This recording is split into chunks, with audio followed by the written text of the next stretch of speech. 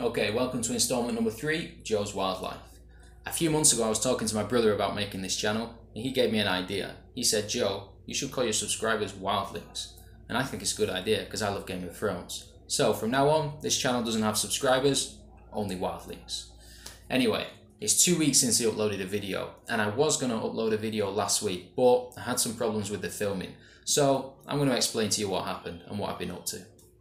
If you saw my last video, or my last 2 videos, you'll know I was in Koh Tao in Thailand. After Koh Tao, I went to an island called Malapascua in the Philippines to see some friends and to try and film thresher sharks. So, to get from Koh Tao to Malapascua, 2-hour ferry ride, 7-hour bus ride, 3.5-hour flight, another 1.5-hour flight, a 5-hour bus ride and a 1-hour boat ride. So I'm not exactly feeling proud about my carbon footprint at the moment.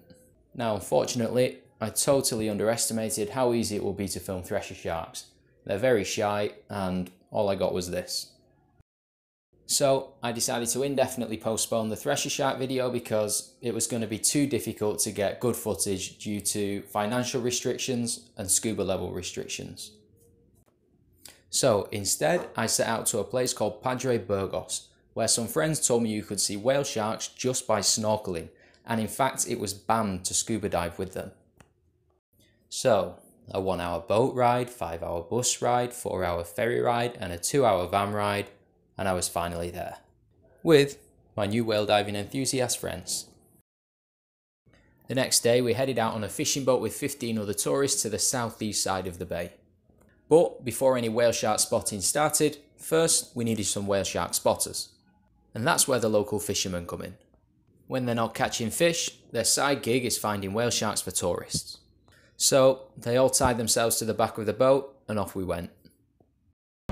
Okay, we finally arrived in the bay area where the sharks are often seen, and now the fishermen are looking for the sharks.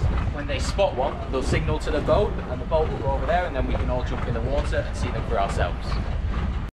It's impossible to see what's happening in the video, but basically the fishermen are all lined up and they paddle along, sticking their head in the water every 10 meters or so until they find a shark.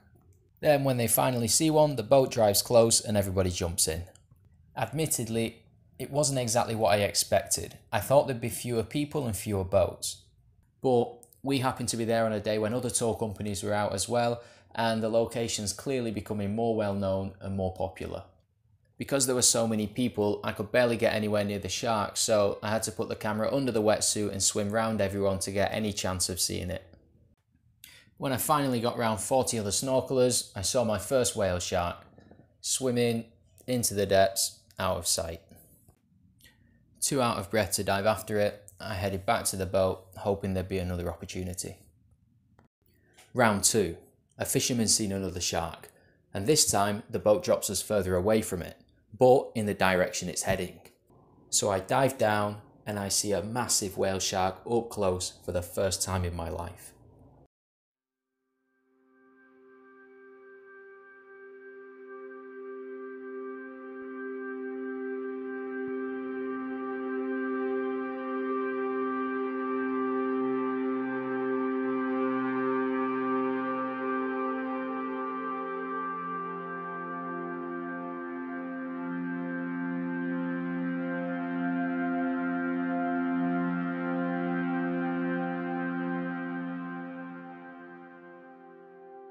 As I start to surface, the camera catches 2 other people that were also filming, and they were kind enough to let me use the footage that they got, which is great because it lets me show the same moment from 2 different perspectives.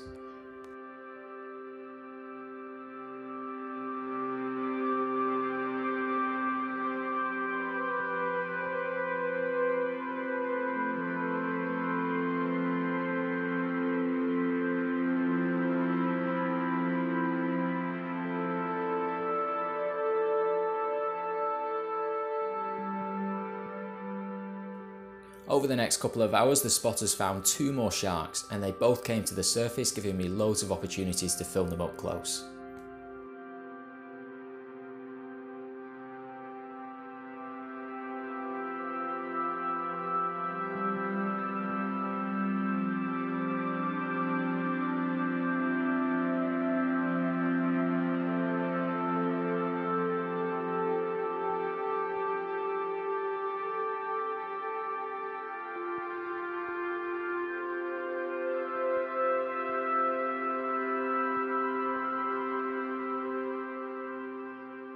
The whale shark isn't the biggest animal in the ocean. That title's taken by the blue whale, which is an air-breathing mammal, but it is the biggest fish in the ocean. The average whale shark reaches about 12 meters. However, there are stories of some whale sharks being found at over 18 meters.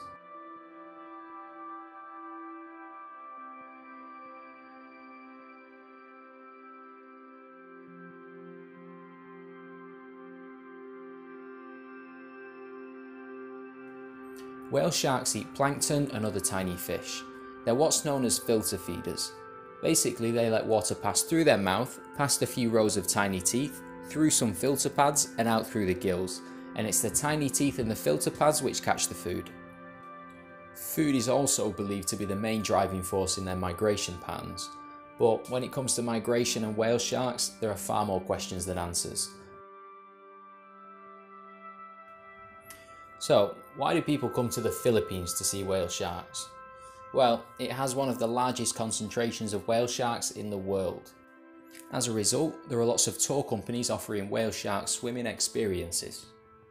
One of the most famous places to go and swim with whale sharks is in Oslo, and the tour companies there offer a 100% guarantee that you will see whale sharks. So, you can understand why a lot of people go there. But they say wild animal spotting is never guaranteed, so how do they do it? Well, basically, they've conditioned the animals to return to the same spot and approach the boats by hand feeding them for years. So I'm not sure I'd call them truly wild anymore. They're kind of domesticated, or at least their natural behaviour has changed significantly. Now, when I was reading about the whale shark feeding at Oslo online, I saw some articles that described it as unethical. Now, I disagree with the use of that word because there's nothing really unethical about feeding an animal. They're not maimed or tortured, they're not forced to do anything, and the whale sharks aren't trapped in an enclosure. They're free to leave whenever they want, and as far as I'm aware, they do. When the feeding stops at midday each day, the whale sharks go away and then they return the next day. I think the real question that people want to ask is not whether this type of tourism is ethical, it's whether this type of tourism is sustainable. Well, to begin with, when an animal becomes dependent on a human for anything like food or protection, its chances of survival in a real natural environment are reduced. So in this case, we're talking about a dependence on humans for food. But the thing is, whale sharks eat by simply opening their mouth and swimming, and they have an abundance of food. So it's not really like a lion losing its ability to hunt. The next question is, does it affect their mating and reproduction? Now, there's very little information about whale shark reproduction globally, never mind in Oslo, so we can't really answer the question about mating. But studies have shown that some of the whale sharks in Oslo stay there all year round, and that's not natural, so it is affecting their migration. Now, sustainable, probably not because of that reason, but there are benefits to the whale shark feeding in Oslo. It means they're not hunting the animals anymore. And whale sharks are endangered, so that's a huge benefit. Some people might argue better to have live whale sharks in the sea than dead whale sharks on the plate. But for me, I just don't want to spend money swimming with a whale shark that's static, like that, gorging itself on the surface, doing nothing. For me, it just doesn't really feel like an authentic experience. As we've seen in Padre Burgos where I went, they do things a little bit differently. The fishermen go out in small canoes and try and spot the sharks, without feeding them. However, that being said, there's nothing natural about 50 snorkelers all chasing the same shark trying to get close enough to take a selfie. But at least it's not changing their behaviour.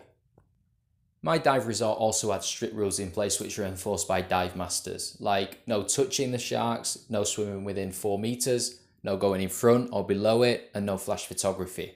And I can't speak for the other companies, but most of the tourists seem to respect the rules. Ultimately, even with ethical whale shark watching, it's difficult to know whether it's truly sustainable or not. You'd have to monitor their behaviour for a long time.